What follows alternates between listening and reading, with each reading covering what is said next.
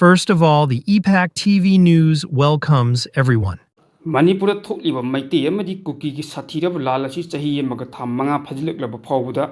Manipur lenga loisina hotna bangamde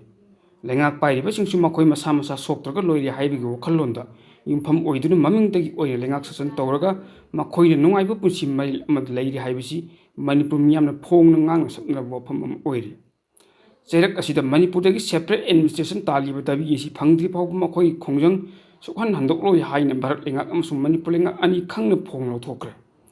loina na Manipur ki kuki na taba mafam jingda maiti community sing sang mangamde aduga maiti na taba mafam jingda su kuki community ki myoi ama phawba sang mangamde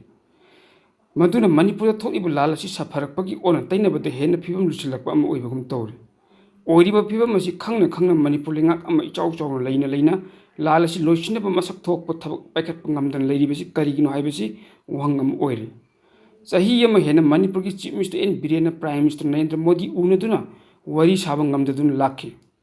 Adubu hantak Prime Minister ka unabagi khudong chaba ama phangduna unaduna wari sagi haibagi miyamna taba phangki. Adubu sanaribu wari adu Manipur thoibu lalasi loisinabagi wafam yawbra natra yawkhitabra haibidi kanamatana khangmu ngamkhidre. La loisinaba Bharat lengana kari karma thabak paikhat kani haiba adugi matangdadi Prime Minister amadi Chief Minister N. Biren gi maikaidagi ngasi phawba mayik sengna phangdoktre. Pakhong chanbagum chanduna admuk thamnari masina Manipur tholiba lalasi loisinaba hotnabada Manipur lengakna lawpham thokpa thodang adu lobu ngamdri haibasi hena mayek sanghanbagum tawre Manipur lengak am ichau chau leiraga lengak asidi yawriba Chief Minister dagi hawraga atai Minister MLA singna amatta oina punsinduna lalasi loisinaba Bharat lengakta amatta oina taksinba ngamdribasi karigino penadraba miyamna akan ihogoma lengakki mathakta hawrakpa ngairibra haibasi hauji miyamgi wahang oire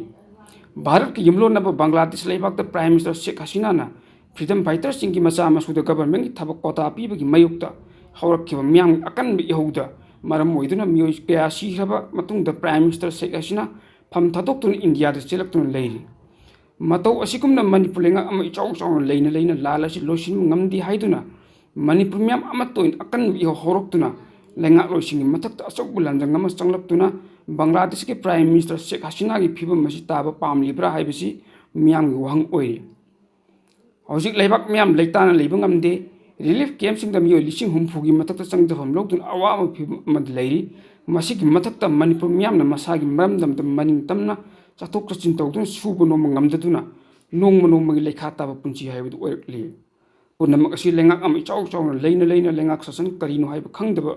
Laibak asi thugainaba hotnaba singi phong landarak yeknaba sing maithiba piba ngamdana chaukui konduna leibadagi hojik oiriba Manipur gi phibam asi oirakhibani haibasi miyam loina khanglibani maduna asum kui thrappa tarabadi Manipur gi phibam asi atukki matik sokpa haibidu oigani penadraba miyamna achau iho horoktuna aikhoi gi lengak loisingda achau lanjangama changchilakani haibasi khangna lengak loisingna athuba matamda Manipur da tholiba lalasi loisinaba lawpham thokpa thodang sing du chapchana lawbiyu haibasi miyamgi kholawni kartesi Kangleipak ki Maira Daily Evening Miyamgi mit nakong oihanjariba EPAC TV News haiba news networking YouTube channel amadi FB page asibu like subscribe amadi follow tawbiduna support tawbiyo loinana tungkoina miyamgi seba tawba ngamnanaba adongi mamal yamlaba suggestion taramna okchari